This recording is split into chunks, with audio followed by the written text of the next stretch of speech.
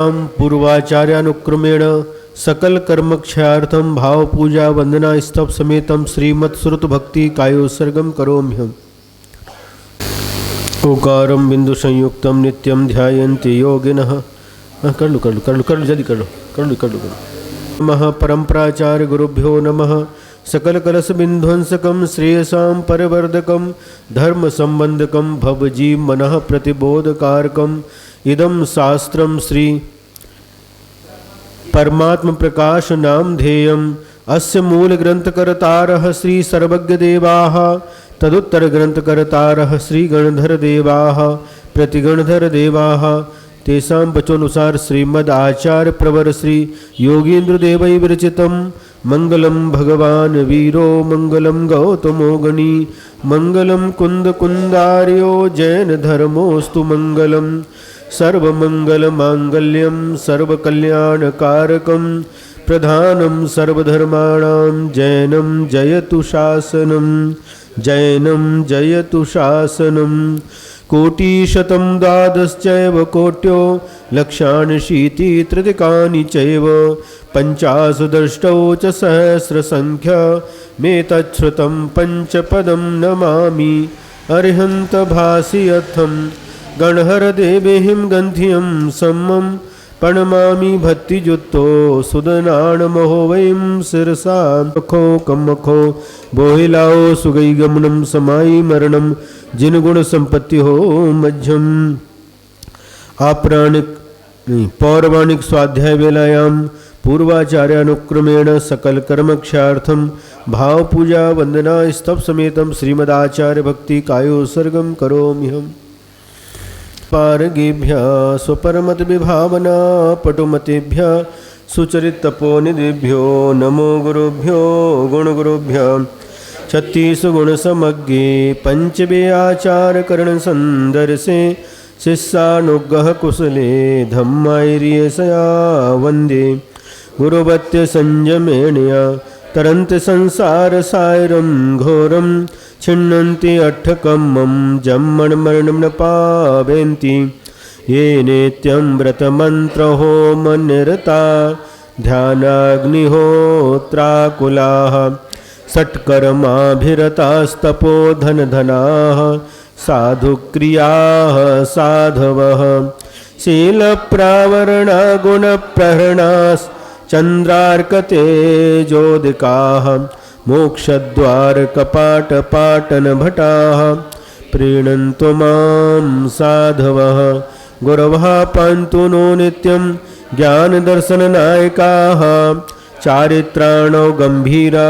मोक्षमार्गोपदेशकाः इच्छामि बन्ते आयरबत्ति काउशुकुतुस्सालुचिं सम्मनान सम्मदंसन समचरिजुत्ताणं पंचव्याचारणम् आयर्याणम् आयारादिसुदनानोपदेश्याणम् उवज्झायाणं त्रियणगुणपारायणं सब्बसाउनं सनित्यकालमञ्चेमि पूजेमि वन्दामि नमंसामि दुःखखो कम्मखो बोहिलाओ सुगई गमनं समाई मरणं जिनगुण संपत्ति हो मज्जम।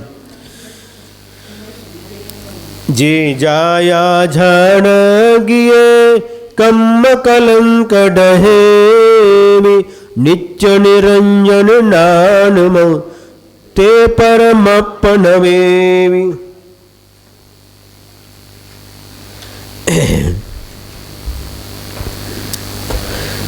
हम लोग निरंतर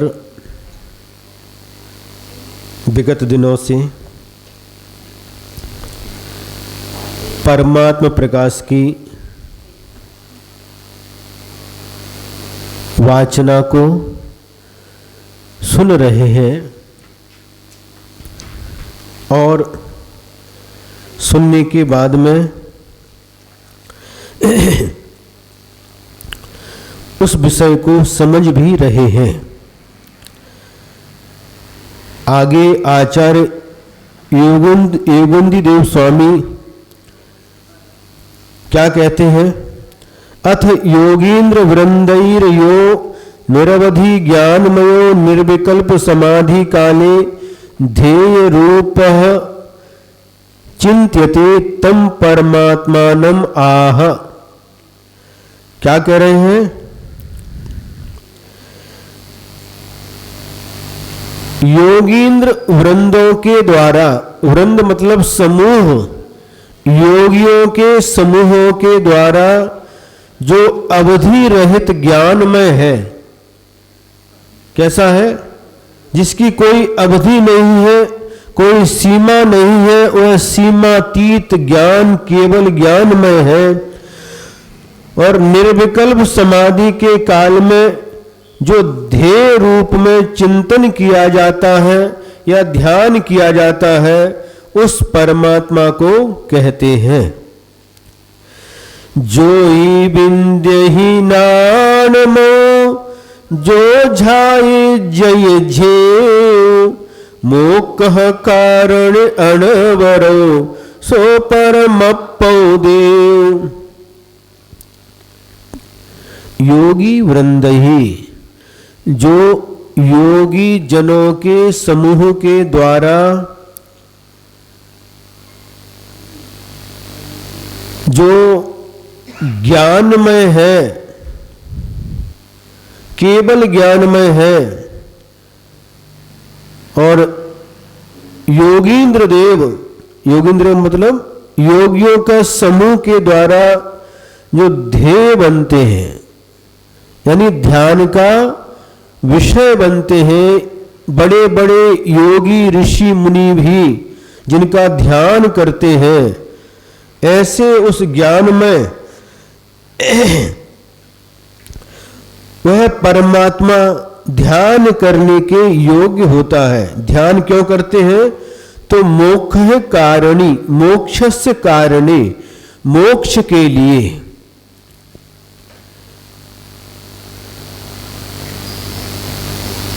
साधु लोग, ऋषि मुनि ध्यान क्यों करते हैं?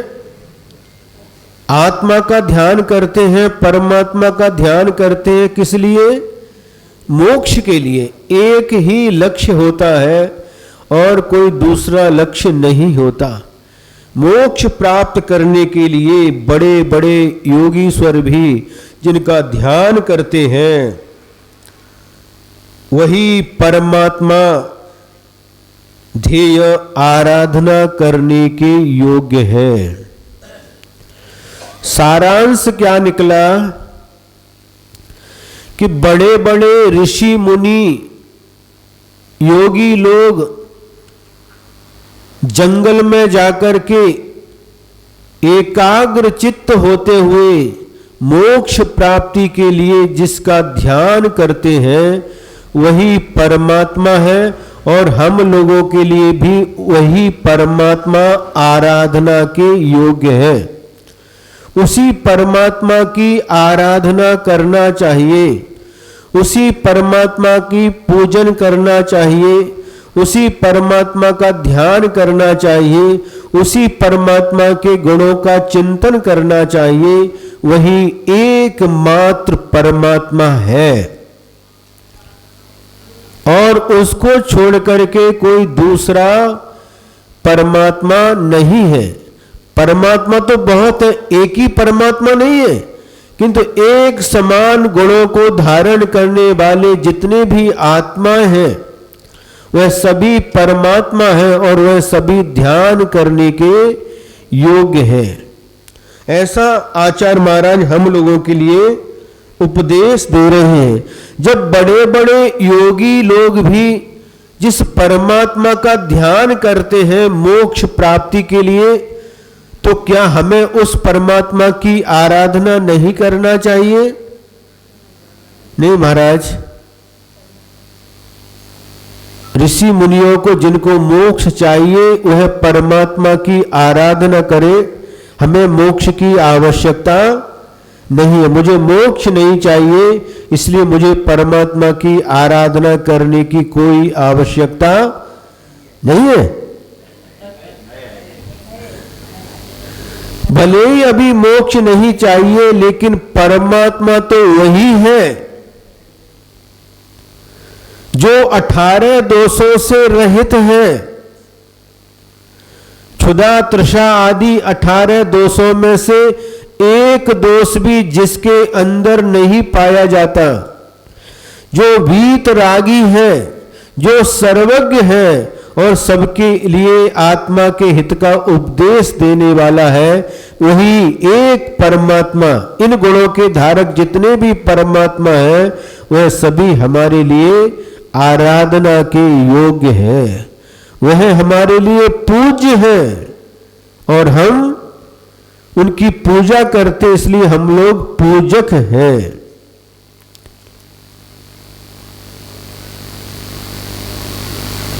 समझ में आ रहा है? पूज्य और पूजक में अंतर है। पूजा करने वाला पूजक कहलाता है और जिसकी पूजा की जाती है वह पूज्य कहलाता है। आप लोग पूज्य हो या पूजक हो? पूजक है, बिल्कुल सही उत्तर दिया। चतुर्थ गुण स्थान में रहने वाले जितने भी जीव हैं, चाहे वो मनुष्य गति के हो, त्रिंच गति के हो, नरक गति के हो या देव गति के हो, सारे के सारे वह पूजक हैं, उनमें से कोई भी पूज्य नहीं है। अब बताओ, जो साधु लोग हैं रत्नत्रय के धारी, वह पूज्य है या पूजक है? वो दोनों है, वो पूज्य भी है और पूजक भी है। रमोकार मंत्र के अंदर उनका स्थान है। रत्नत्रय के धारी इसलिए वह पूज्य भी है और अरिहंत भगवान की, सिद्ध भगवान की, आचार्य भगवान की वह भी आराधना करते हैं, इसलिए पूजक भी है।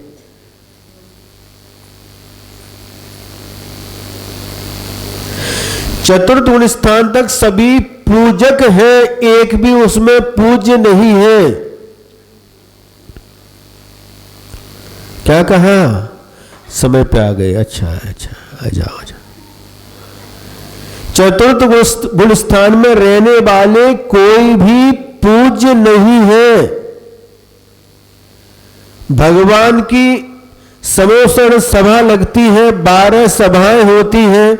उन 12 सभाओं में 8 सभाएं देव और देवियों की होती है। 4 प्रकार के देव, भवनवासी, व्यंतर, ज्योतिषी और वैमानिक, और 4 प्रकार की उनकी देवियां, इनकी सबकी एक एक सभा होती है। समोसण में सबसे ज्यादा जगह घेरने वाले देव रहते हैं। 8 सभाएं, 2/3 भाग उन्हीं का बहुमत रहता है। और जो 4 सभाएं बची, उसमें एक सभा मुनियों की होती है, एक आर्यकाओं की है ना, और श्रावकों की साथ में होती है, एक त्रियंचों की होती है और एक श्रावकों की होती है। इस प्रकार से यह विभाजन किया है।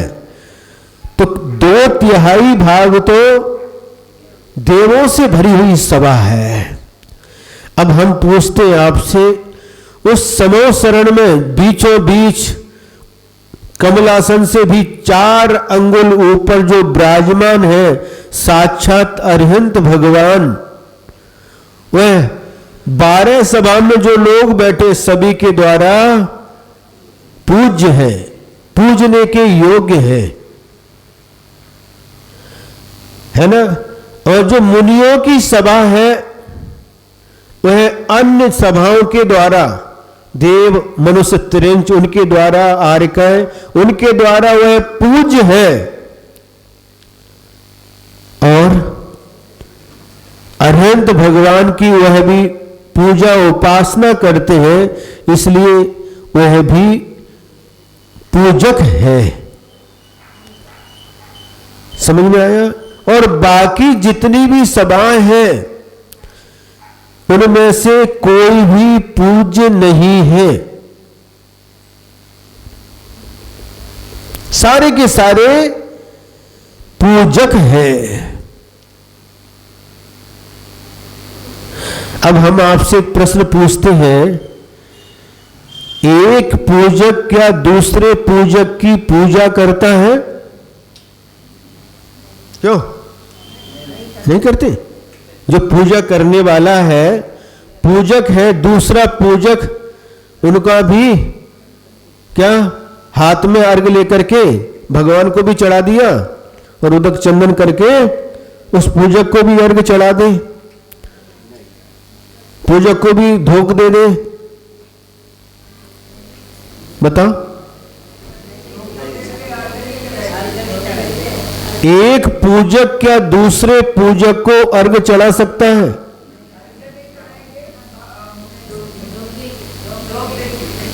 पूजक को, एक पूजक क्या दूसरे पूजक को धोख देता है? आप भग मंदिर में जाते हैं, पूजा करते, फिर जितने भी पूजा करने वाले सबको धोख देते हैं क्या?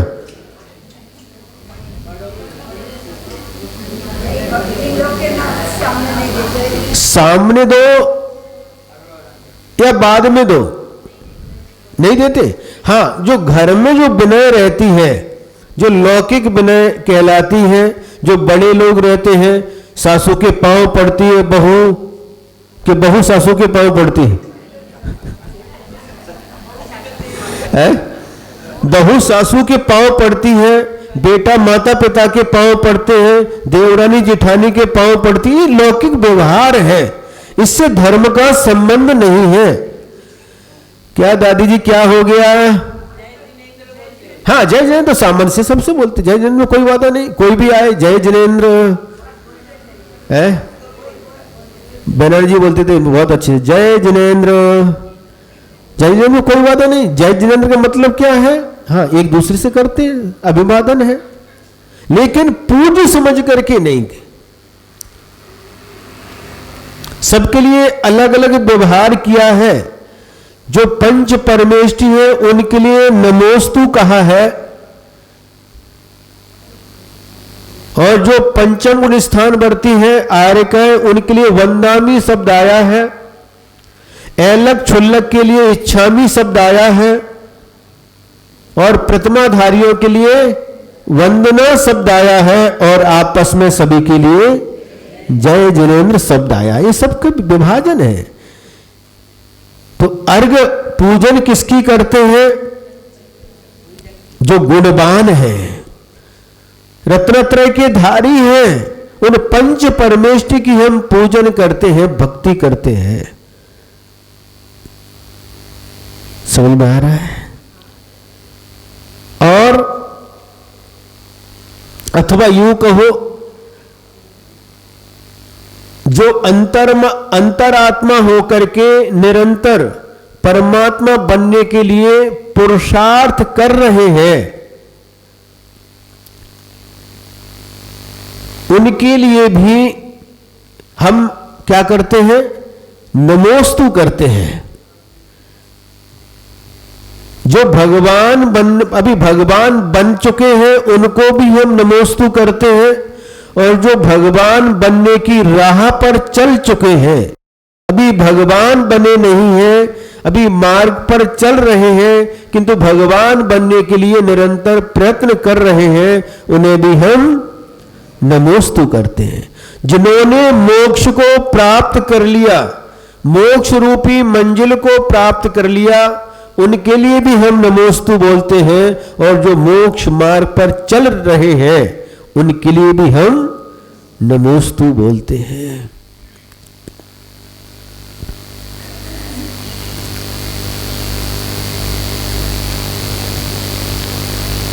सुन रहे हैं?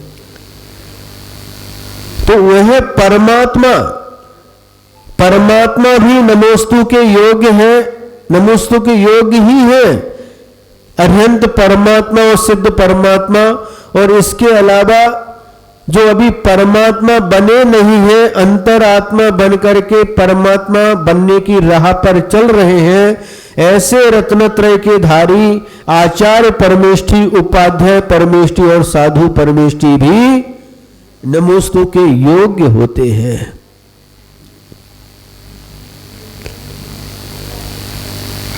उस 12 सभा में तीर्थंकर भगवान सबके उपास्य, सबके पूज्य हैं।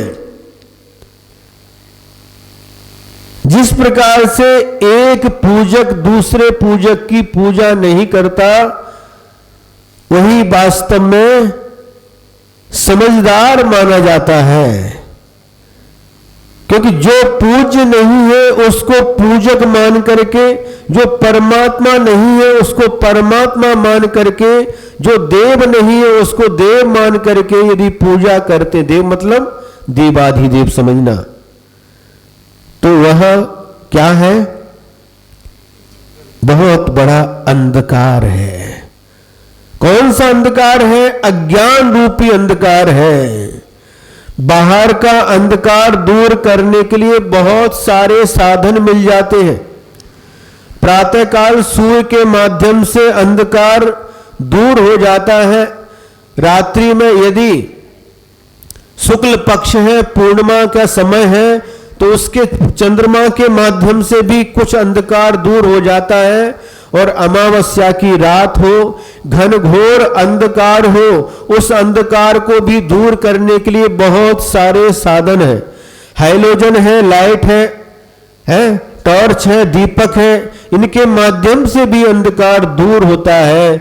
लेकिन बंधुओं, जो आत्मा के अंदर अनादि काल से अज्ञान रूपी अंधकार छाया हुआ है, उसे न तो सूर्य मिटा सकता है, न चंद्रमा मिटा सकता है, न हैलोजन लाइट, कोई भी प्रकाश उसको दूर करने में सक्षम नहीं है। उस अज्ञान रूपी अंधकार को मिटाने के लिए तो जिनवाणी का प्रकाश पाइजे, प्रकाश चाहिए। कौन सा प्रकाश? ज्ञान रूपी प्रकाश। कौन सा ज्ञान?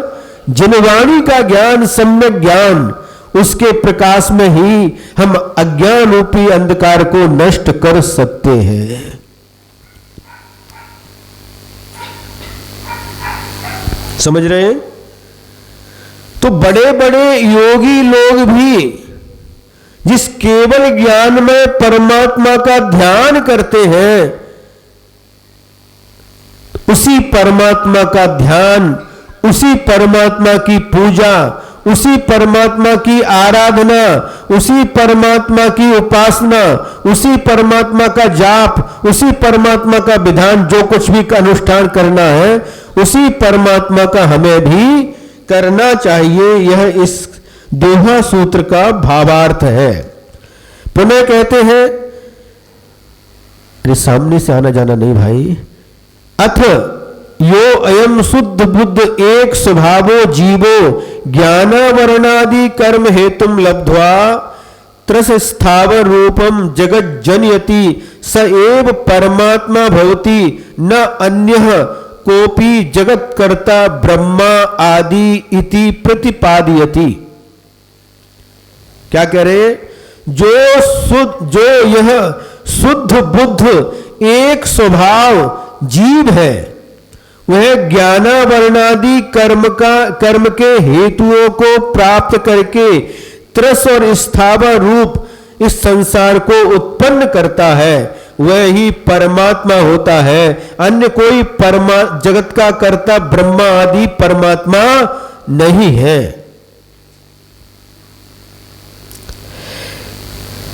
इसी बात का प्रतिपादन करते हैं। जो जीव है उलहे विविहि जगु बहु बिहु जने लिंगत पर मंडियो सो परमप्पु हवे। क्या कहा? इस धरती को, इस सृष्टि को बनाने वाला कोई ब्रह्मा आदि परमात्मा नहीं है, किंतु यह ही जीव ज्ञानावरणादि कर्मों के कारणों को प्राप्त करके त्रस स्थापर आदि पर्यायों को प्राप्त करके इस संसार को बनाता है। प्रत्येक जीव अपने अपने संसार को बनाता है। सुने, वही बात कह रहे, यो जीवा हेतुम लब्ध्वा। जो जीव हेतु माने कारण को प्राप्त करके, विधिम कर्मों के कारण को प्राप्त करके जगत बहुविध जनयति, बहुत प्रकार के जगत का निर्माण करता है, बहुत प्रकार के जगत माने संसार को बनाता है। लिंगत पर मंडिता, और 3 लिंगों से मंडित होता है। स्त्री पुरुष और नपुंसक आदि पर्यायों को धारण करके इस प्रकार का संसार का निर्माण करता है।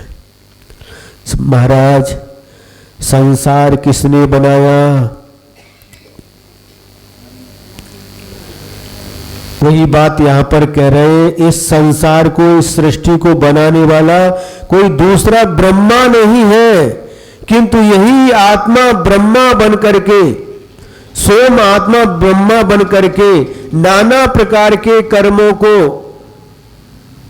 कर्मों के माध्यम से कारणों को प्राप्त करके संसार बनाता है।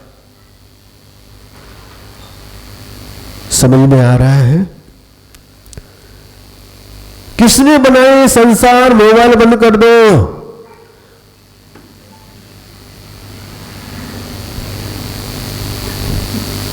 संसार किसने बनाया?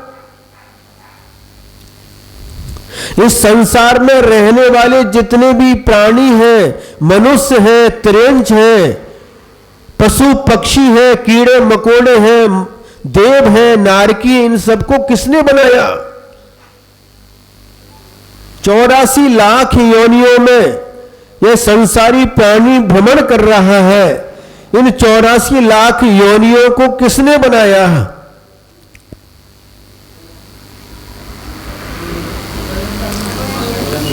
बताओ, किसने बनाया? ये किसी ने नहीं बनाया। अनादि अनिधन है, संसार भी अनादि अनिधन है, तो मोक्ष भी अनादि अनिधन है। मोक्ष अनादि काल से है और अनंत काल तक रहेगा। उसी प्रकार से संसार भी अनादि काल से है और अनंत काल तक रहेगा।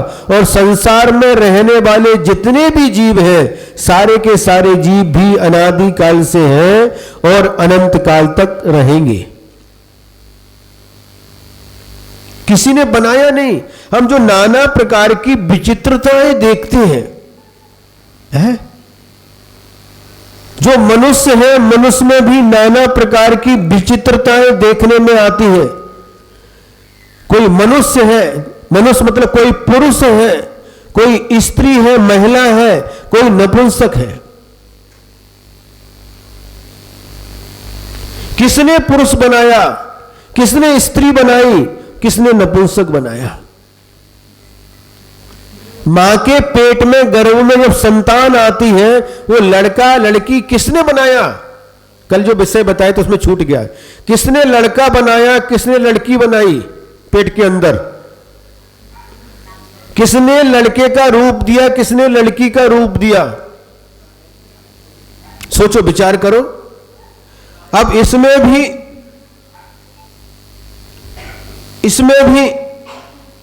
जो मनुष्य है, किसी की तीक्ष्ण बुद्धि है और किसी की मंद बुद्धि है। किसने उसको मंद बुद्धि बनाया? किसने उसकी तीक्ष्ण बुद्धि बनाया? किसने गोरा बनाया? किसने काला बनाया? किसने रोगी बनाया? किसने निरोगी बनाया? किसने राजा बनाया? किसने भिखारी बनाया? किसने धनवान बनाया? किसने निर्धन बनाया? बताओ, किसने उच्च बनाया? किसने नीच बनाया? किसने उच्च कुल में जन्म दिया? किसने नीच कुल में जन्म दिया या लिया? बताओ, किसने भोग भूमि में जन्म लिया? किसने कर्म भूमि में भेजा? किसने भेजा? कोई ज्ञानी बना, कोई अज्ञानी बना, कोई दीर्घ आयु प्राप्त करके जन्म लिया, कोई अल्प आयु में ही मरण को प्राप्त हो गया। कोई सुंदर रूप वाला बना, कोई कुरूप बना। कोई बलवान बना, कोई निर्बल बना, कोई विकलांग बना, अपंग बना। ये सारी की सारी विचित्रताएं जो संसार में मनुष्य गति में देखने में मिलती है, ये किसने किया? किसने आपको धनवान के घर में जन्म के लिए भेजा? किसने निर्धन के घर में जन्म लेने के लिए भेजा? किसने राजा के घर में जन्म लेने के लिए भेजा? किसने भिखारी के घर में जन्म लेने के लिए भेजा? बता। अपने अपने कर्म के अनुसार, इन कर्मों के अनुसार ही ये सब कुछ यह जीव स्वयं प्राप्त करता है। ये जितनी भी विचित्रताएं दिखाई दे रही है वह सभी कर्मों के अनुसार ही दिखाई देती है। पूर्व के कर्म। एक कहते ना, कर्म किए शुभाशुभ, स्वयं किए जो कर्म शुभाशुभ निश्चय ही वे फल देते। करे आप फल दे, अन्य तो स्वयं किए निष्फल होते। इस आत्मा ने जैसे कर्म किए हैं उसका वैसा ही फल उसको मिलता है। यदि अपने द्वारा किए गए कर्मों का फल दूसरे को मिले या दूसरे के द्वारा किए गए कर्मों का फल मुझे मिले तो अपने कर्म निरर्थक हो जाएंगे, कर्म सिद्धांत फेल हो जाएगा। बिल्कुल सही बात है। किसने त्रिंच में भेजा? किसने त्रस बनाया? किसने स्थावर बनाया? स्थावर में किसने पृथ्वी बनाया? किसने जल बनाया? किसने अग्नि में अग्नि का एक बनाया? किसने वायु का एक बनाया? और किसने नाना प्रकार किस वनस्पति रूप जन्म लेने के लिए हमको भेजा? बताओ। किसने 2 इंद्री बनाया? किसने 3 इंद्री बनाया? किसने 4 इंद्री बनाया? किसने पंचेंद्री बनाया? किसने संगी बनाया? किसने असंगी बनाया?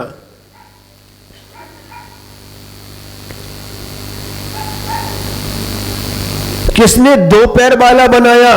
किसने 4 पैर वाला बनाया? और किसने बहुत सारे पैर वाला बनाया? बहुत सारे पैर होते हैं। कीड़े रहते ना इसमें, बारिश के समय बहुत सारे पैर रहते हैं उनके। ये सब विचित्रता क्या है? सोचो, विचार करो। हंस पक्षी को सफेद किसने बनाया और कौवा को काला किसने बनाया? कोयल की वाणी में मधुरता किसने दी और कौवा की वाणी में कर्कशता किसने दी? गधे की वाणी में कर्कशता किसी ने दी? गधा समझते? गाढ़ हो वो तरी बहुत है कोपर गांव में। क्या कारण है? किसी को लोग बहुत प्रीति करते हैं, बहुत प्रेम करते हैं, बहुत चाहते हैं और किसी को नहीं चाहते। क्या कारण है?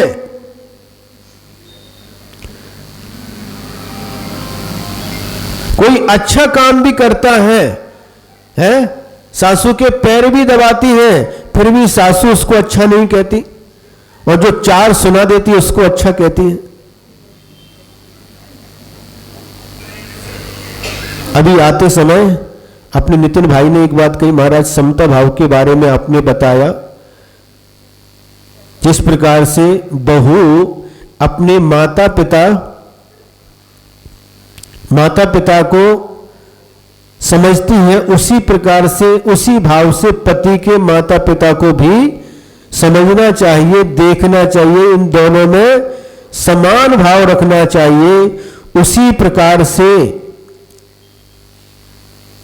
जो सास ससुर हैं उनको भी अपनी बेटी और अपनी बहू में, बहू को साथ लगाया एक शब्द रानी,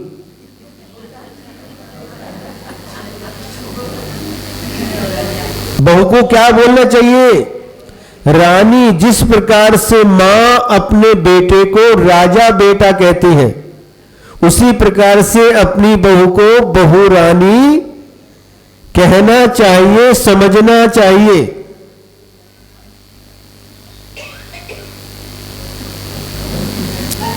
समझ आ रहा?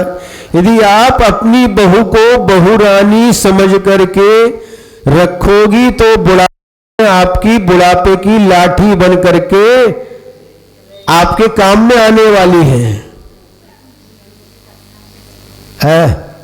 अब बात ऐसी है कि सब अलग अलग प्रकार के अलग अलग रहते हैं। बच्चों को तो आपने जन्म दिया है, आपके संस्कार है, लेकिन बहू जिस घर से आई है उस घर के संस्कार लेकर के आती है। अब 4 बहुएं हैं तो चारों अलग अलग संस्कार को लेकर के आती हैं। उन सबको संभाल करके लेना, समझ करके लेना है। सासू की परीक्षा है और बहू की भी परीक्षा है और दादी मां की भी परीक्षा है।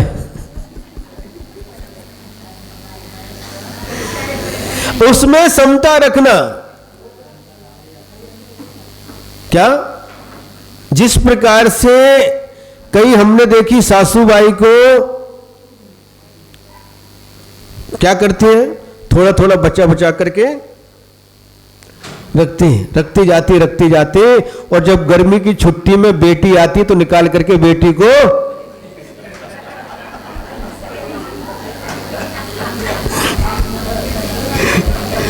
ये स्वाभाविक है। मां की ममता, इसका निषेध नहीं है, ये गलत नहीं है, ये मां की ममता है। मां की ममता है, कुछ बना करके रखती है। क्या बना करके रखती है? कुछ सोने के आभूषण है, कपड़े हैं, बेटी की आएगी तो बेटी को देने के लिए, क्योंकि बेटी अब मेहमान की तरह आती है घर में। उसके प्रति ये ममता है, ममता भाव है, ममत्व भाव है, ये स्वाभाविक है। मां की ममता है, क्योंकि बेटा तो हमेशा घर में ही रहता है, बेटी तो कभी कभी आती है। पराए घर का धन कहते हैं उसको, तो ये स्वाभाविक है।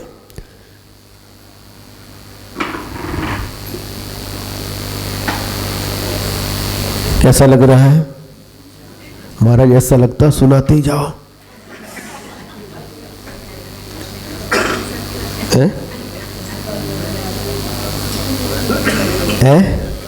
ऐसा लगता कि सुनाते ही जाओ।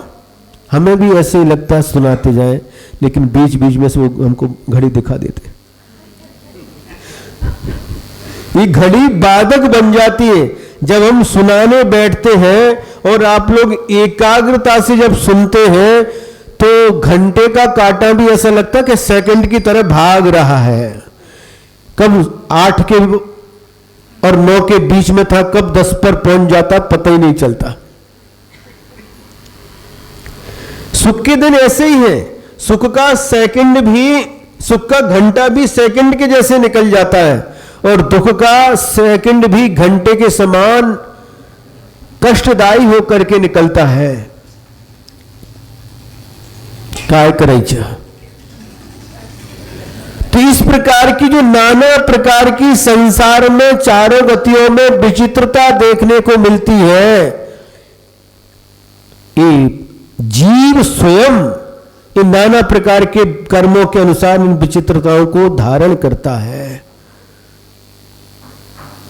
संतान को जन्म देना आपके हाथ में है, काम पुरुषार्थ करना आपके हाथ में है, किंतु काम पुरुषार्थ के फल स्वरूप आपको संतान मिलेगी या नहीं मिलेगी ये आपके हाथ में नहीं है।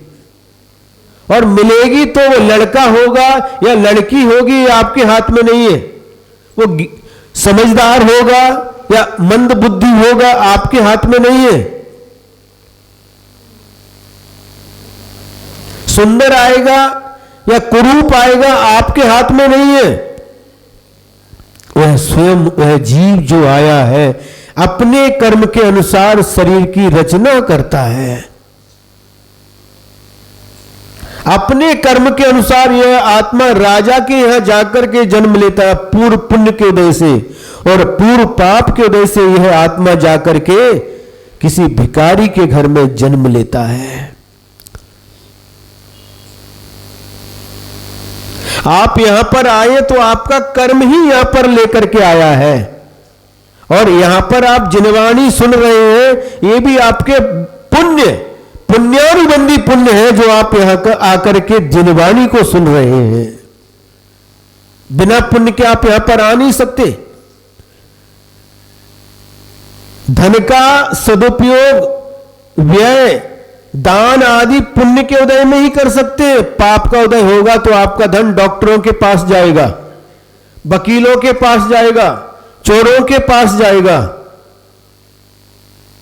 पुण्य का उदय होगा तो पुण्यानुबंधी पुण्य के लिए कारण बनेगा। सुन रहे हैं? आप पुण्यवान हैं, निश्चित अपने आप को पुण्यवान समझिए कि आप जिनवाणी को, भगवान की वाणी को सुन रहे हैं। कई लोग आते तो नहीं है, किंतु जो आते हैं उनको रोकते भी नहीं है। और कुछ लोग आते तो नहीं है किंतु उनको छोड़ने के लिए आ जाते हैं और वापस चले जाते हैं। हम सब देखते रहते हैं। 2017 में हमारा जयसिंहपुर में चातुर्मास था और वहां पर आत्मानुशासन ग्रंथ की वाचना करते थे। तो एक महिला प्रतिदिन सांगली से आती थी और उनका घर वहां से लगभग 12-13-14 किलोमीटर इतना था। उनके पति प्रतिदिन आते थे और 15 मिनट पहले, क्लास शुरू होने के पहले 15 मिनट पहले छोड़ करके जाते थे। बाहर से छोड़ते थे और निकल जाते थे, और जैसे ही क्लास छोटी फिर लेने के लिए आ जाते थे। पूरे चातुर्मासी क्रम चला विदाउट गैप। तो क्या जो छोड़ने के लिए आ रहे हैं उन्हें पुण्य नहीं मिलेगा? मिलेगा, क्योंकि आपके लिए वो सहयोगी बन रहे हैं। धर्म कार्यों में, धर्म के अनुष्ठान में जो सहयोगी बन जाता है वह भी पुण्य का ही अर्जन करता है। उनको काम के कारण से नहीं आ पाते, लेकिन छोड़ने के लिए आ जाते हैं। छोड़ने के लिए तो आ जाते हैं। ये भी कम नहीं है। आज 2 लोगों को हम पकड़ करके लाए। ये नितिन भैया जब लेने के लिए आते हमें तो आवाज लगाते जाते हैं, फूफा जी चलो, काका जी चलो, टाइम हो गया। और क्या कभी कभी फोन पर ही महाराज जी ने बुलाया है, चलो बुलावा आया है, गुरुवर ने बुलाया है, गुरुदेव ने बुलाया है। हम बुलाते नहीं, लेकिन वो हमारा नाम क्यों ले रहे भैया, जिससे वो जल्दी आएंगे। ये काम भी पुण्य का काम है। ए मोबाइल बंद कर दो, इनको दे दो मोबाइल, इनके हाथ में दे दो। ले लो तुम मोबाइल इनके हाथ से, जब्त कर लो, एरोप्लेन पर डाल दो।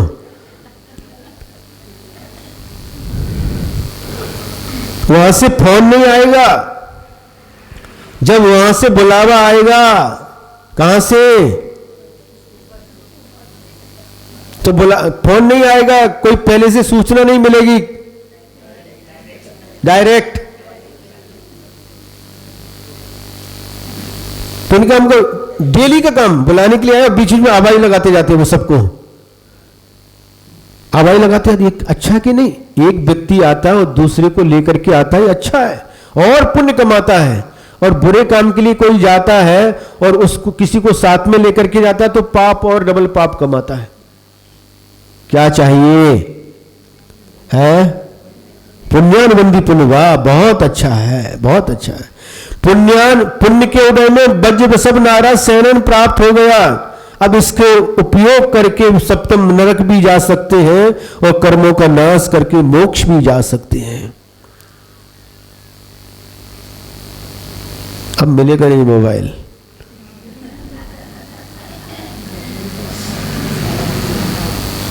कैसा लग रहा है बताओ?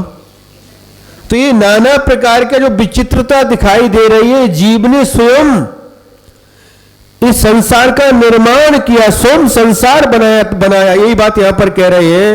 ये जीव कर्मों का निमित्त पाकर के नाना प्रकार के रूपों को धारण करता हुआ बहरूपिया बन करके संसार में परिभ्रमण कर रहा है। बहरूपिया समझते हो? बहरूपिया नाच रहा है, जैसे नाच नचाता है, कठपुतली, कठपुतली देखी क्या? वो धागा उनके हाथ में रहता, नीचे से जैसा घुमाता जाता वो नाचते जाते हैं।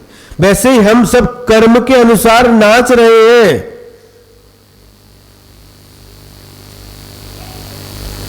कर्म नचा रहा है।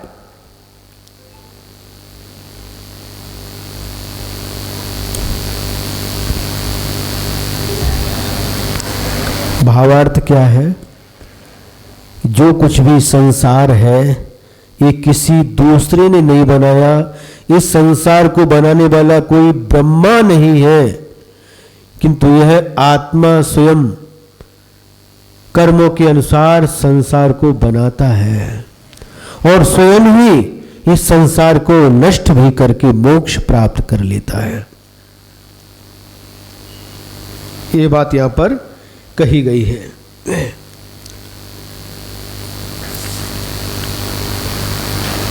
बात समझ में आ रही कि नहीं? ये बहुत गूढ़ सिद्धांत है।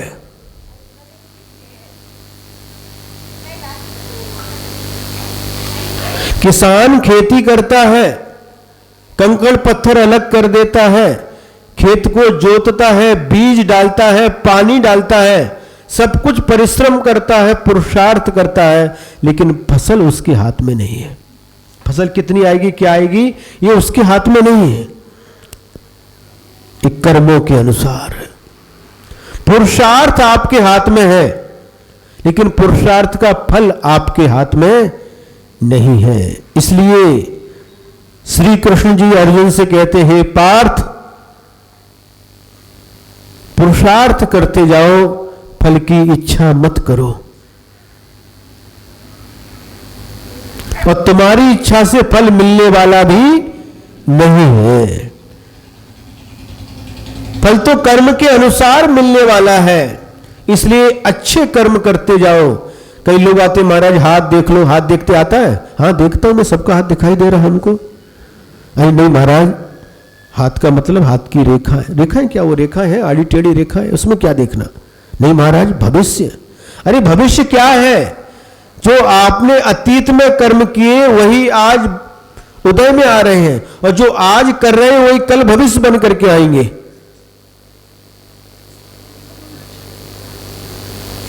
इसलिए भविष्य की चिंता मत करो, वर्तमान को अच्छे से जियो। वर्तमान में अच्छी तरह से पाप कर्म से बच करके धर्म का संचय करो, पुण्य का संचय करो। यही भाग्य बन करके आने वाला है भविष्य में। और क्या है? ज्योतिषी आपका भविष्य बता सकते हैं। ज्योतिषी आपका भविष्य बता सकते हैं, बना नहीं सकते।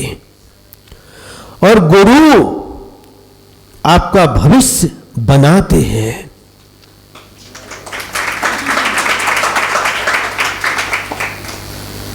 भले ही गुरु आपका भविष्य नहीं बता सके, लेकिन भविष्य बनाते अवश्य है।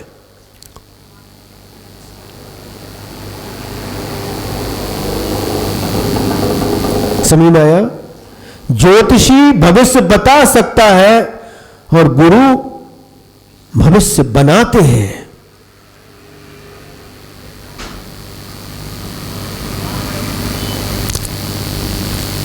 आगे चलते थोड़ा, आगे क्या कहते हैं? अथ देहे बसंतम अपि हरिहरादयः परम समाधे अभावात एव यम न जानन्ति स परमात्मा भवति इति कथयति। जो देह में रहते हुए भी हरिहर आदि परम समाधि के अभाव होने के कारण से उस आत्मा को नहीं जानते हैं, वही परमात्मा होता है, यह कहते हैं। क्या हो गया? एक रह गया? अच्छा रह गया। अच्छा हाँ। यस्य परमात्मनः केवल ज्ञान प्रकाश मध्ये जगत बसति, जगन मध्ये सोपि बसति, तथापि तद्रूपो न भवति इति कथयति।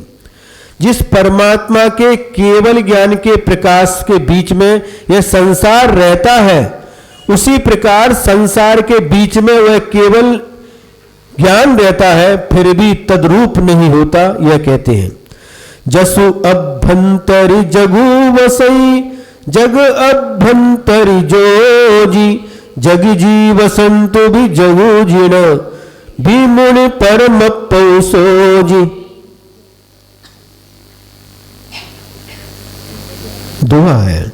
जसु अभ्यंतर जगु वसई, जग अभ्यंतर जोजी, जग जी बसंतु भी जगु जिण, भी मुनि परम पौसोजी। जिसके अंदर संसार रहता है, जिस आत्मा के अंदर जिनको केवल ज्ञान हुआ है, उनके ज्ञान में यह संसार रहता है, बस रहा है, अर्थात प्रतिबिंबित हो रहा है, प्रत्यक्ष भास रहा है। केवल ज्ञान में सारा का सारा संसार, तीन लोग प्रतिभासित हो रहे हैं, झलक रहे हैं। इसलिए वह संसार उसमें केवल ज्ञान में बस रहा है और जगत में वह बस रहा है, अर्थात वह केवल ज्ञान संसार के सभी पदार्थों में व्याप्त है, व्याप रहा है। वह ज्ञाता है, केवल ज्ञानी ज्ञाता है और सारा जगत ज्ञेय है। ऐसे संसार में निवास करता हुआ भी वह उस रूप नहीं होता। कौन? केवल ज्ञानी। केवल ज्ञान में सारा सारा संसार दिखाई दे रहा है। तीन लोक और तीन काल उस केवल ज्ञान में बस रह रहे हैं और केवल ज्ञान भी उन सारे के सारे पदार्थों में व्याप रहा है, फिर भी वह तद्रूप नहीं होता। वह केवल ज्ञान उन पदार्थ में नहीं होता। अचेतन पदार्थों को भी देख रहे हैं, फिर भी वह अचेतन नहीं होता। चेतन को देख रहे हैं, फिर भी चेतन रूप नहीं होता। मनुष्यों को देख रहे हैं, वह मनुष्य रूप नहीं होता।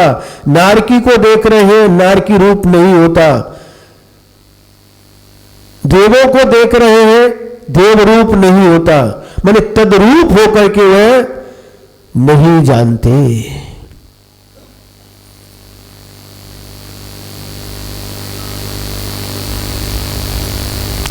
आप क्या करते हैं? तद्रूप हो जाते हैं। यहां पर बैठ गए, क्या सुरेंद्र राजेंद्र जी यहां बैठ गए और कहीं से आकाश दौड़ करके आया, खबर दे दी ऐसा सब व्यापार में 5 लाख का प्रॉफिट हो गया।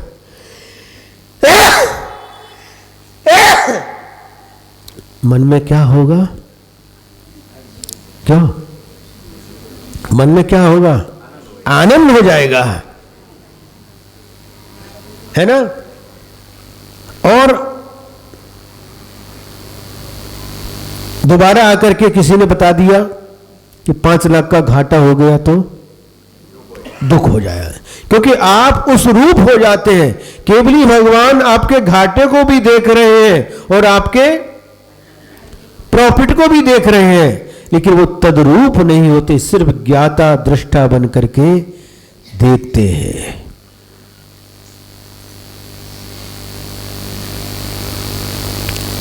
जान रहे हैं, देख रहे हैं, बस हम तद्रूप हो जाते हैं। कितना अंतर है। होता जगत स्वयं परिणाम, मैं जग का करता क्या काम। हम कर्ता बन करके जीते हैं। कर्ता समझते हो? व्याकरण जब आचार्य श्री पढ़ा रहे थे तो उसकी कर्ता की परिभाषा आई थी, यह करोति स कर्ता। जो कार्य को करता है वह कर्ता कहलाता है।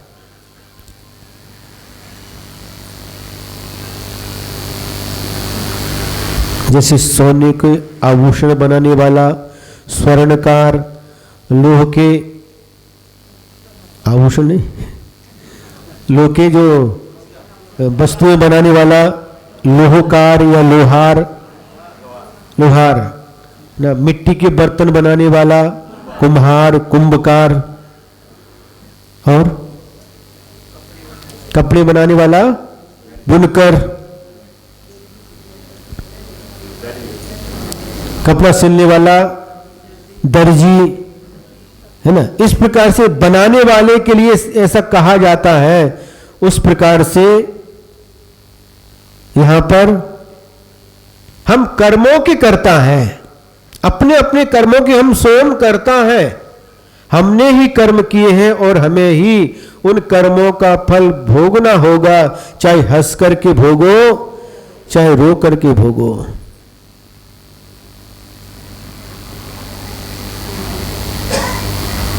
समझ रहे?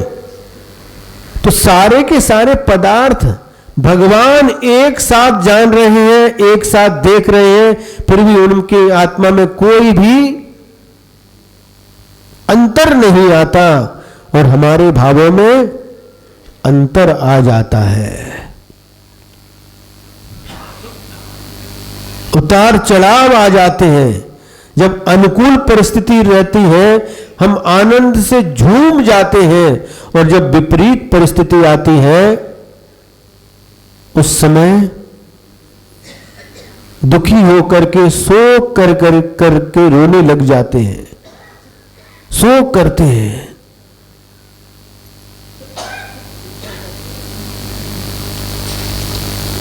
समझ में आ गया कि नहीं?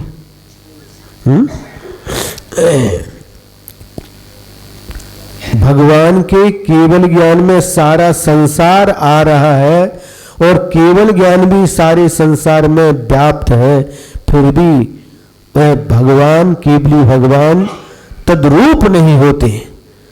जानते हैं, देखते हैं, लेकिन उस रूप नहीं होते। ये इस दोहा सूत्र का भावार्थ है। आगे, देहे बसंतु भी हरि हरवि जम अज भी न मुनंती परम समाहित तवेन बिनु सो परमप्पु भणंती। कितना आनंद आता, पढ़ने में भी कितना आनंद आ रहा है? एक एक दोहा सूत्र कितना अमृत भरा हुआ है, इतना अमृत भरा है कि एक दोहा सूत्र के ऊपर भी व्याख्यान करें तो घंटों निकल जाए, लेकिन इतना समय कहाँ है। न आपके पास समय है और न हमारे पास समय है, फिर भी जितना समय है उसका अपन सदुपयोग कर रहे हैं। देहे बसंतम अपि हरिहरा अपि यम अद्यापि न जानंती। इस शरीर में रहते हुए भी हरिहर आदि आज तक भी इसको नहीं जानते। क्यों? परम समाधि तपसा बिना, परम निर्विकल्प समाधि के बिना और तप के बिना नहीं जानते उसको तुम हे प्रभाकर भट्ट परमात्मा जानो। इसमें टीका में थोड़ा विशेष वर्णन किया है। पूर्व भवे कोपी जीवो भेदा भेद रत्नत्रय आराधनाम कृत्वा विशिष्ट पुण्य बंधम च कृत्वा पश्चात अज्ञान भावेन निदान बंधम करोति तदनंतरम स्वर्गम गत्वा पुनर्मनुष्यो भूत्वा त्रिखंडाधिपतिर वासुदेवो भवति। हरि किसको कहते हैं? वासुदेव को कह रहे, उनके बारे में बता रहे। पूर्व भव में कोई जीव भेद अभेद रत्नत्रय की आराधना करके विशिष्ट पुण्य का बंद करके उसके बाद अज्ञान भाव से निदान बंद कर लेता है, और निदान बंद के फलस्वरूप पहले तो वह स्वर्ग में जाता है और स्वर्ग से आकर के पुनः मनुष्य होकर के त्रिखंडाधिपति माने नारायण प्रतिनारायण आदि वासुदेव होता है। और अन्य कोपी जिन दीक्षा गृहीत्वा अन्यत्र एव भवे विशिष्ट समाधि बनेन पुण्य बंधन कृत्वा पश्चात पूर्वकृत चारित्र मोहोदयेन विषयासक्तो भूत्वा रुद्रो भवति। और अन्य कोई जीव जिन दीक्षा को धारण करके, है ना, और गृहीत्वा अन्यत्र एव भवे, अन्यत्र एव भवे, अन्यत्र नहीं अत्र एव भवे होना चाहिए।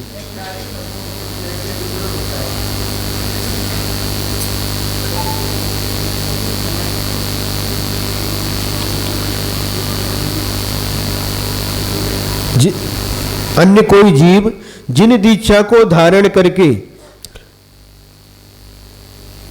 विशिष्ट समाधि के बल से पुण्य का बंध करके उसके बाद पूर्वकृत चारित्र मोहनी कर्म के उदय से विषयों में आसक्त हो करके रुद्र बन जाता है। रुद्र कितने होते हैं? रुद्र 9 नहीं होते, 11 रुद्र होते हैं। हाँ, 9 नारायण, 9 प्रति नारायण, 11 रुद्र। रुद्र कैसे बनते हैं? उनका इतिहास पढ़िए, पढ़िए इतिहास अष्टपाउर में, उसकी टीका में विशेष रूप से इस रुद्र का वर्णन आपको पढ़ने के लिए मिलेगा, कैसे कैसे हुआ जो आज लोग उनकी पूजा करते हैं। हाँ, नाम लेना, बिना नाम के समझ जाओ।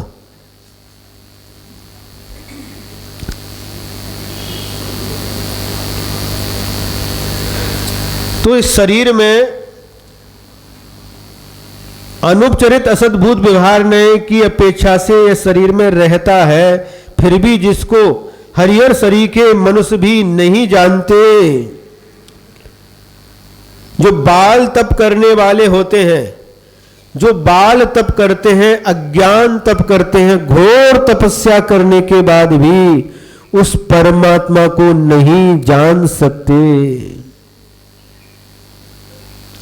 मासोपवास भी कर लेते हैं, पहाड़ के ऊपर जाकर के भी तपस्या कर लेते हैं, हिमालय में जाकर के भी तपस्या कर लेते हैं, लेकिन उस परमात्मा को नहीं जान पाते, उसका ज्ञान नहीं हो पाता। समझ में आ रही बात की नहीं? अज्ञान के कारण से हमने कितने भी तप कर लो, तन को सुखा डालो, लेकिन उस आत्मज्ञान के बिना ये सारा का सारा तप व्यर्थ हो जाता है।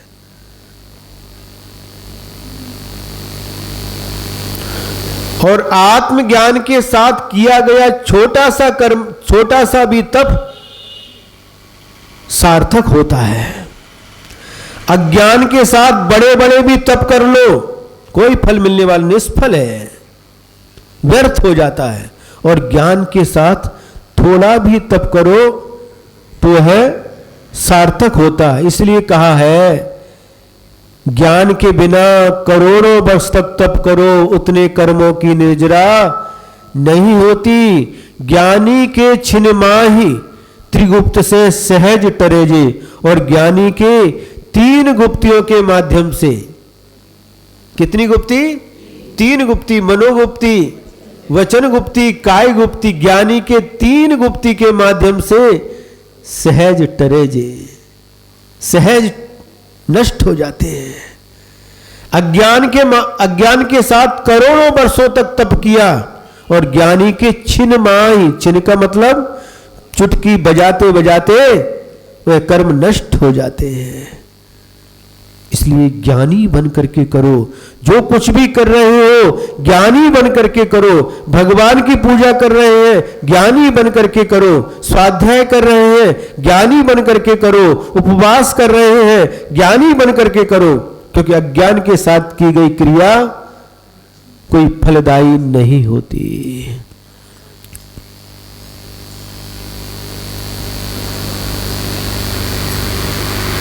समझ में आ रहा है?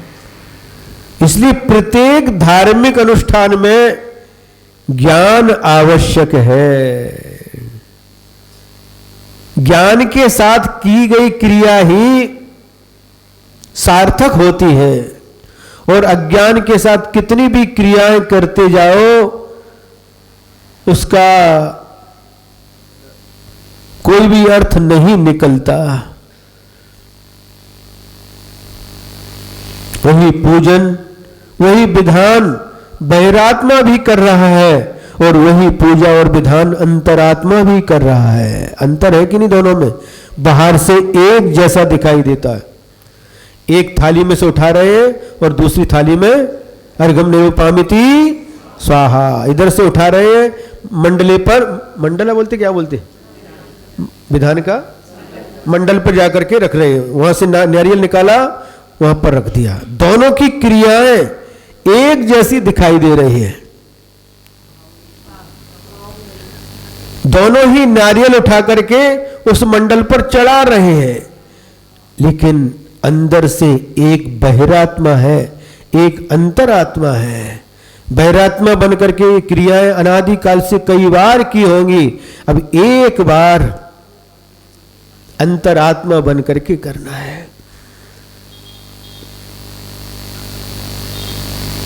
तो फिर परमात्मा बनने में देर नहीं लगेगी।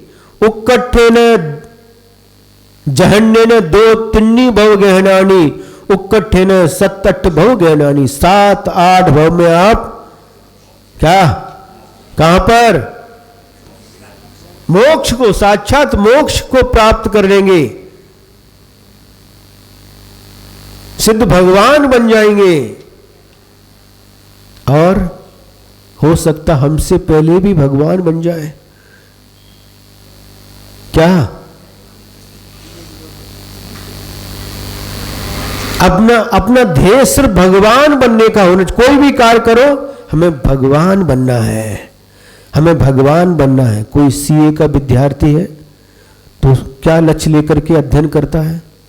मुझे सीए बनना है, मुझे सीए बनना है, मुझे सीए बनना है। एक ही लक्ष्य उसके दिमाग में रहता है।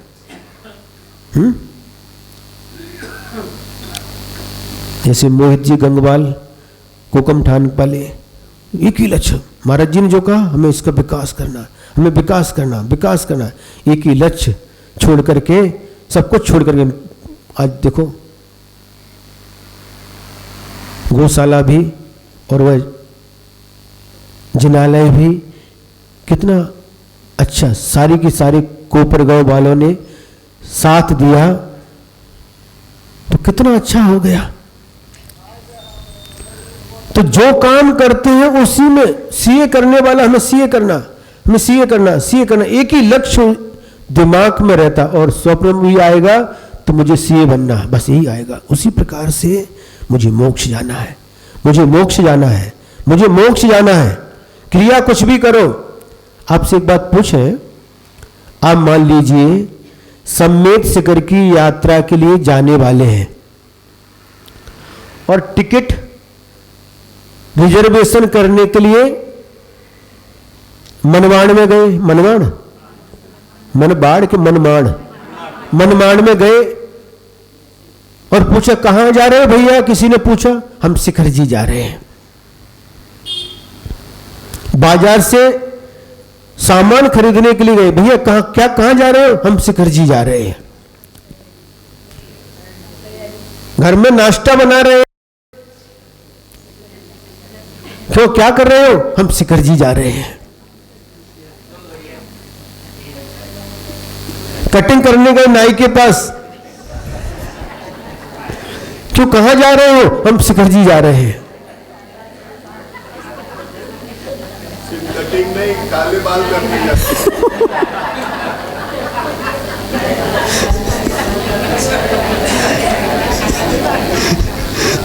होता है कटिंग ही नहीं करते, काले बाल भी करने जाते हैं।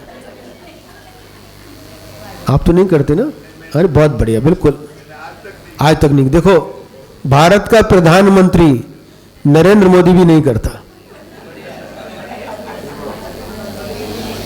एक व्यक्ति थे, आपने याद दिलाई तो वो भी सुना देते हैं। दीक्षा के बाद 1999 में पहला चातुर्मास हुआ इंदौर में, गोमटगिरी पर गुरुदेव के साथ। हम 45 महाराज थे, गुरुदेव थे और हम 45 महाराज थे। तो वहां पर एक सज्जन आते थे, आपकी बराबर उम्र होगी लगभग उनकी, 60 के आसपास ऐसी उम्र होगी उस समय, 1999 की बात बता रहे। सूर्यपाल जी नाम था, क्या नाम याद नहीं आ रहा। वो बस काले बाल करते थे, तो हम उनको टोकते थे, काले बाल क्यों करते हो? नहीं तो नाती इतने बड़े बड़े हो गए, काले बाल से तुम जवान हो गए क्या? काले बाल नहीं करना, ये खिजाब, खिजाब बोलते ना, खिजाब नहीं लगाना। वो टोकते रहते थे। तो उन्होंने नियम ले लिया, महाराज हम अब कभी भी काले बाल नहीं करेंगे। और फिर वहाँ से बिहार हो गया नियमावर के लिए। फिर कुछ महीनों के बाद आए, उनके पूरे बाल सफ़ेद थे और आकर के नमोस्त तो किया, महाराज जी आपने जो नियम दिया उससे हमें बहुत बेनिफिट मिला। बेनिफिट बोलते ना, क्या बेनिफिट मिला भैया? लोग हमें रिस्पेक्ट देने लगे।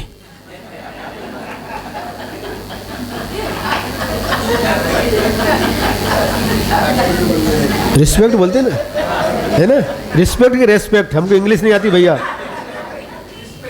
रिस्पेक्ट, लोग हमें रिस्पेक्ट देने लगे। और एक बार हम जा रहे थे और धोखे से कार से, हमारी गाड़ी से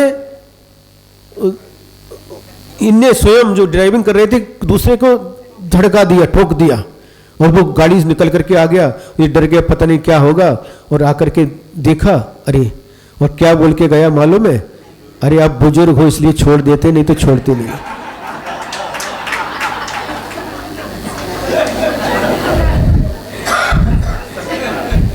आपकी उम्र का लिहाज करके आप बुजुर्ग हो इसलिए छोड़ दे रहे हैं, कोई दूसरा होता तो छोड़ता नहीं। सत्य घटना है।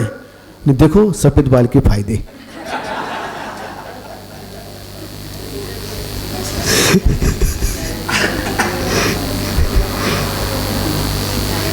कैलाश जी पांडे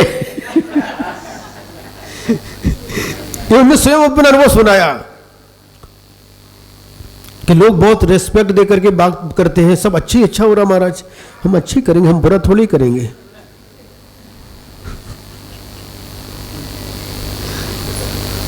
आपने काले बाल की याद दिलाई तो हमको वो 1999 की बात याद आ गई। 27 साल पुरानी, 27 हो गए ना, हाँ 27 साल पुरानी बात याद आ गई। अच्छा है,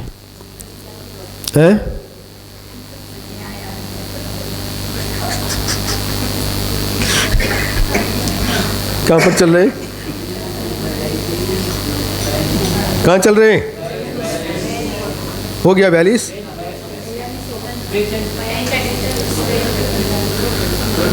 हाँ, तो वासुदेव हो जाते हैं, रुद्र हो जाते हैं, लेकिन पहले नियम से रत्नत्रय की आराधना करते हैं। और ये होकर के भी, ये हर बन करके भी आत्म ध्यान से वंचित रहते हैं, उस परमात्मा को नहीं जान पाते।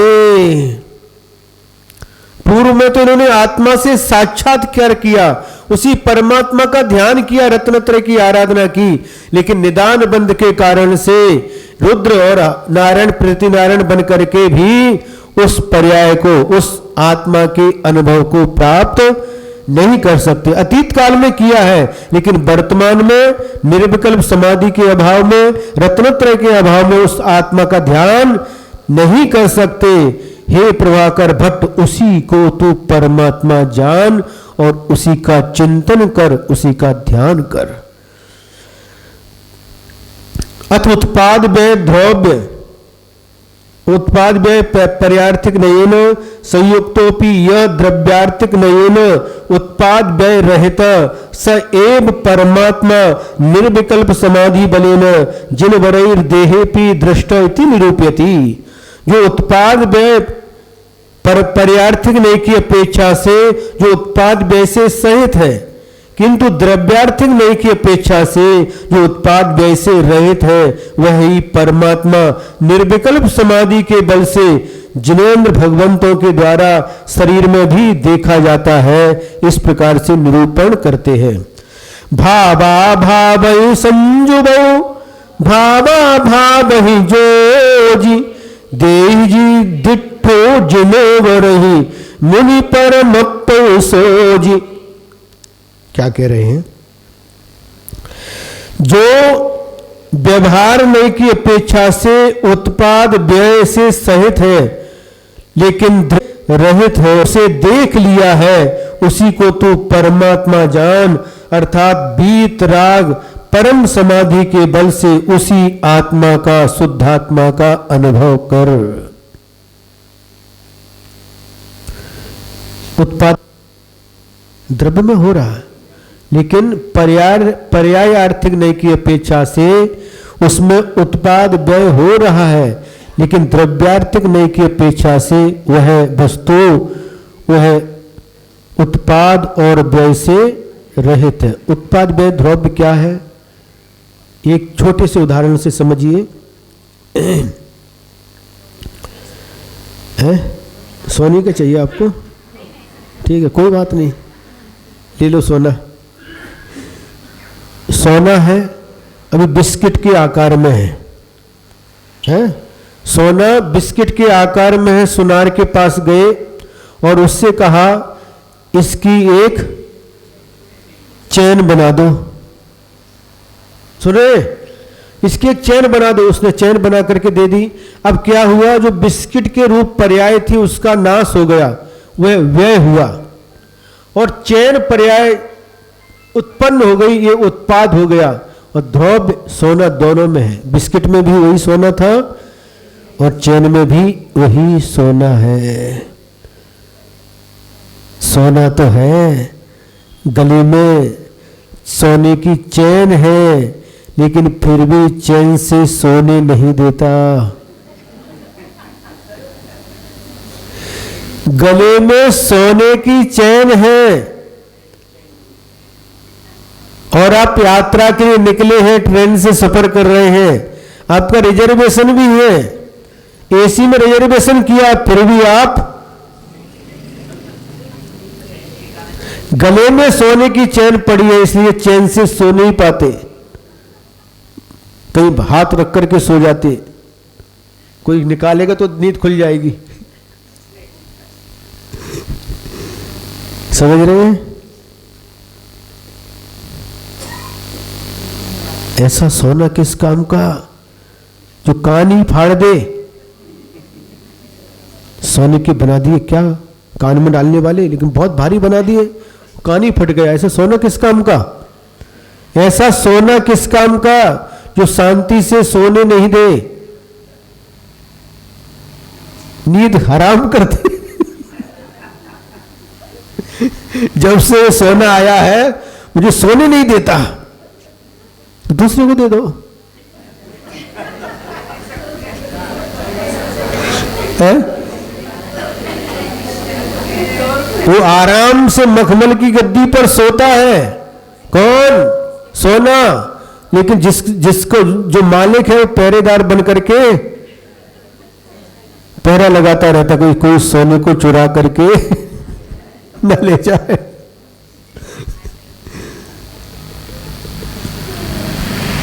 अथ येन देहे वस्ता पंचेन्द्रिय ग्रामो बसति गतेन उद्बसो भवति स एव परमात्मा भवति इति कथयति। जिसके शरीर में रहते हुए पंचेंद्रियों का गांव बसता है और जिसके निकल जाने से वह गांव उजड़ जाता है, वही परमात्मा होता है, यह कहते। देखिए कितने अलग अलग उदाहरणों के माध्यम से गुरु महाराज हम लोगों पर करुणा करके समझा रहे हैं।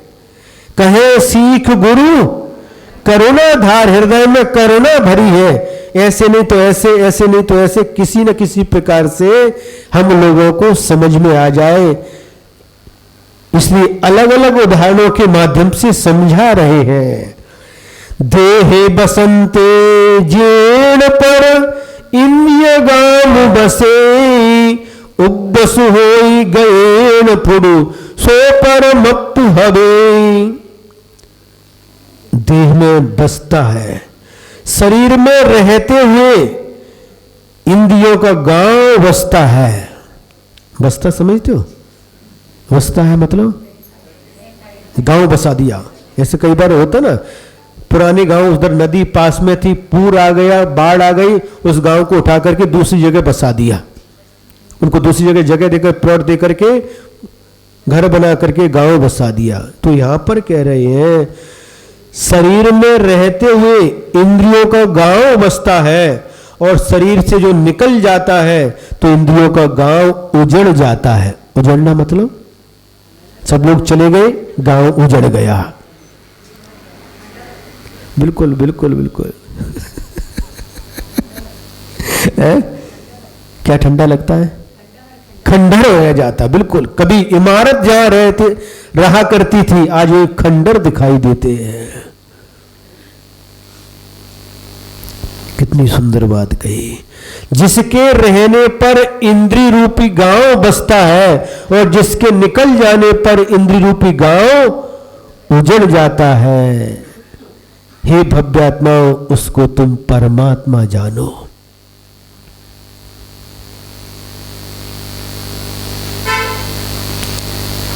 सुन रहे हैं? सुन रहे कि नहीं? हो तो बोलो। आज असली बोलते थे बीच बीच में प्रवचन में, हो तो बोलो। बुंदेलखंड में हो, मराठी में हो है। हाँ कितनी सुंदर बात कही है। जब तक शरीर है, शरीर में आत्मा है, तभी तक इंद्री रूपी गांव हरा भरा रहता है, फलता फूलता रहता है। और जब वह निकल जाता है आत्मा, तो इंद्री रूपी ये गांव उजड़ जाता है, मुरझा जाता है। देखिए, जब आत्मा शरीर से निकल जाती है, अब उसको कितनी भी तुम्हारा प्यारा व्यक्ति हो, कितना भी उसको तुम चाहते हो, कितने दिन रखोगे उसको साथ में? बोलो है? ज्यादा से ज्यादा वो भैया लड़की को आ जाने दो, उनको रिश्तेदार भाई को आ जाने, रिश्तेदार आने के बस। और वो भी रखेंगे कैसे? बर्फ के ऊपर रख देते हैं। आप नहीं बैठते बर्फ के ऊपर? जो चला गया उसको बर्फ के ऊपर रख देते हैं, और 2-4 दिन के बाद देखो क्या होता है। प्यार करते थे, गले से लगाते थे, अब रूमाल ले लेते उसके सामने, ऐसा करने लग जाते हैं।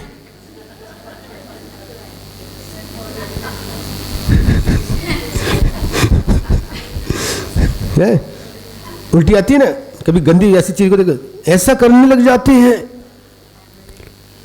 2 दिन में ये दशा हो गई शरीर की। जिस शरीर से तुम प्यार करते थे, उसको अपना समझते थे, आज वो आत्मा निकल जाने के बाद रूमाल रख रहे हो, जल्दी जल्दी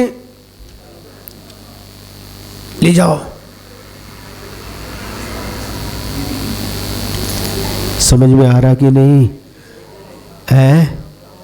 हाँ, तो इसलिए जब तक ये आत्मा है, तभी तक इंद्रिय रूपी गांव हरा भरा दिखाई दे रहा है, और आत्मा निकलते ही ये गांव उजड़ जाएगा।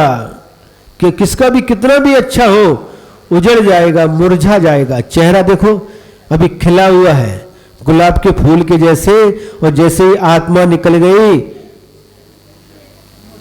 कैसा हो जाता देख लो, मुरझा जाता है। वह गुलाब का फूल उस पेड़ के ऊपर, कांटों के ऊपर तो खिला हुआ रहता है, लेकिन वहां से तोड़ दिया, मखमल की गादी के ऊपर भी रख दो, लेकिन नियम से मुरझा जाता है, मुरझाएगा। कितना सुंदर विषय है। बंद करने की इच्छा नहीं है, लेकिन फिर भी करना पड़ेगा, क्योंकि किसी को थम लगाना पड़ता है, किसी को बंद लगाना पड़ता है, किसी को दुकान खोलना है, किसी को ड्यूटी जाना है, किसी को बैंक जाना है।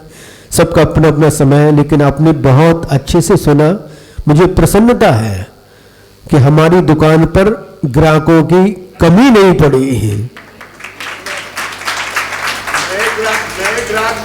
नए ग्राहक पकड़ करके लाए। पुराने ग्राहक तो हमारे एक भी कम नहीं हुआ, और नए ग्राहकों की संख्या बढ़ती जा रही है। बस यही इस दुकानदार की कुशलता का परिचय है।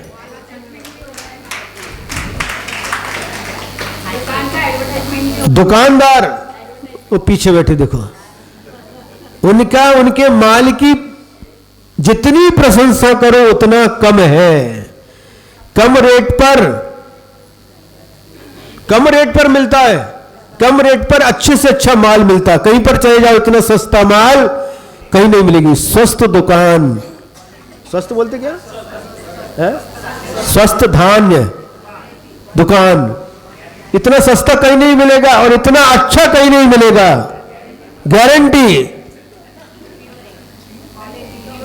एकदम प्योर है, कोई मिलावट नहीं है। तो माल देख करके लोग, ग्राहक अपने आप आते हैं और ग्राहक क्या करते हैं, अरे वहां तो इतना अच्छा माल है, कहां से, अरे वहां मिला। तो अपने आप एक ग्राहक दूसरे ग्राहक को, दूसरा ग्राहक तीसरे ग्राहक को, चेन बनती चली जाती है और ग्राहकों की संख्या इतनी बढ़ जाती है, इतनी बढ़ जाती है, लेकिन लाइन लगा करके खड़े रहते हैं माल खरीदने के लिए। दुकान बंद करते करते भी ग्राहक आ जाते, फिर भी खोल करके उनको भी दे देते हैं। सुने कि नहीं, दुकान बंद कर दी और फिर कोई ग्राहक आके भैया हमको चाहिए, हट कोई बात नहीं है, तुमको भी निराश नहीं करेंगे, खोल करके दोबारा दे देते हैं। इसलिए ये दुकान ग्राहकों के माध्यम से दुकान का और दुकानदार का परिचय प्राप्त होता कि दुकान कैसी है और माल कैसा है और दुकानदार कैसा है। समझ गए? हम थोड़ी सी बात और कहेंगे, थोड़ी सी बात, और आप लोग यदि मानेंगे तो मुझे बहुत अच्छा लगेगा। दो बात है। एक बात यह है, जब हम महावीर भवन में थे, पार्श्वनाथ जिनालय में, वहां पर पूना से दर्शन के लिए लोग आए थे, तो ऊपर दर्शन के लिए आए, वहां पर मानस स्तंभ में स्थित प्रतिमाओं को देखा, उन्होंने फोटो खींच करके हमको दिखाया, हम भी रोज देखते थे। उसके ऊपर इतनी धूल जमी है, इतना कचरा जमा है, ये ठीक नहीं है। इतना कचरा पड़ा है, धूल धक्कड़, भगवान की देखो आप जा करके, ये ठीक नहीं है। भगवान को कैसे रखना चाहिए, एकदम भगवान को स्वच्छ रखना चाहिए, जो देख करके दर्शन करके मन प्रफुल्लित हो जाए। तो एक काम ये करना है, मानस स्तंभ की प्रतिमाएं अभी नहीं, हमेशा, दो तीन लोगों ने कहा, हमने भी देखा, कितनी कैसे ये प्रमादी लोग हैं। कोपरगांव क्या कोपरगांव,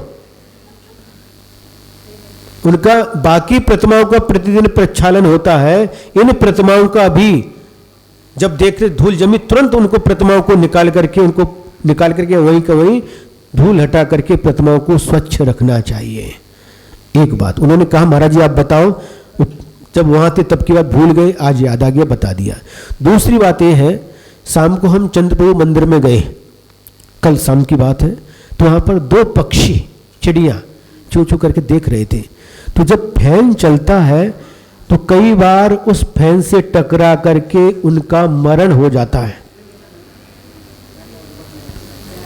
कई बार हो जाता है।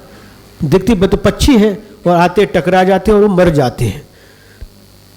तो सबसे अच्छा है फैन निकाल दो, और यदि नहीं निकाल सकते तो फैन के ऊपर जाली बिठाओ। फैन लगाने वाला पाप का अर्जन करता है और जाली बिठाने वाला पुण्य का अर्जन करता है, क्योंकि उसका भाव जीवों की रक्षा। ज्यादा नहीं, एक एक दाता तैयार हो जाओ, ये चंद्रप्रभु मंदिर में भी और पार्श्वनाथ जिनालय में भी एक एक फैन के ऊपर एक एक जाली बिठा दो। जाली समझते ना? हाँ, एक आती है, और पुरानी जगह हमने देखे हैं, मंदिरों में, प्रवचन हॉल में, हर जगह वो जाली बिठाते हैं। पूछ हमने जाली क्यों लगाई है? जिससे कोई पक्षी वगैरह आकर के टकरा करके मर न जाए। इन दो बातों पर आप ख्याल रखेंगे, सिर्फ ख्याल नहीं रखेंगे, अमल करेंगे, और जल्दी से जल्दी ये काम पूरा होना चाहिए, ऐसा आप लोगों से हम कहते हैं, आपसे अपेक्षा रखते हैं। दो काम आप जल्दी से जल्दी पूरा करेंगे, है? हाँ, जल्दी से जल्दी करना। दोनों मंदिरों में पंखे के ऊपर जाली, ठीक है? बहुत हो गया, अच्छा है? वाक्यहीनम मया प्रमादाद् यदि किंचनोक्तम तन्मे क्षमित्वा विदधातु देवी सरस्वती के बल बोधि लब्धिम बोधि समाधि परिणाम शुद्धि स्वात्मोपलब्धि शिव सौख्य सिद्धि चिंतामणिं चिन्तितवस्तुदाने त्वां वन्द्यमानस्य ममास्तु देवी, त्वां वन्द्यमानस्य ममास्तु देवी। द्वादशांग जिनवाणी माता की, परम पूज्य आचार्य गुरुवर श्री विद्यासागर जी महाराज की।